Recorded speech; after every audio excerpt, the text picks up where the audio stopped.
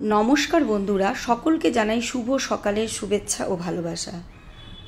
आज आमी रान्ना करब चिंगड़ी माछ, बड़ बड़ गलदा चिंगड़ी। এইগুলোকে ভালো করে ধুয়ে পরিষ্কার করে নিয়েছি। নিয়ে তার মধ্যে সামান্য নুন হলুদ মাখিয়ে কিছুক্ষণ রেখে দেব। তারপর তেল গরম করে এক এক করে সব মাছগুলো ভালো করে ভেজে তুলে নিতে হবে। মাছগুলো ভালো করে ভেজে তুলে নিয়েছি।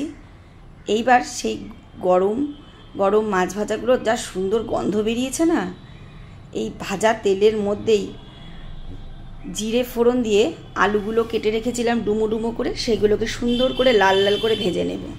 সামান্য নুন আর হলুদ দিয়ে লাল লাল করে আলুগুলো ভেজে নিয়েছি।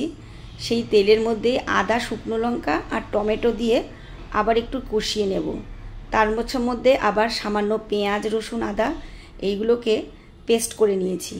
এই পেস্টটা ওই তেলের মধ্যে দিয়েই আবার সুন্দর করে ওদেরগুলোকে কষিয়ে নিতে হবে। ভালোভাবে কষানো হয়ে গেছে, ভাজা আলুগুলো দিয়ে দিলাম। দিয়ে তার মধ্যে কষিয়ে নেওয়ার পরে ঝোল দিয়ে দিয়েছি। সামান্য চেরা কাঁচা লঙ্কা আর ভাজা মাছগুলো দিয়ে দেব।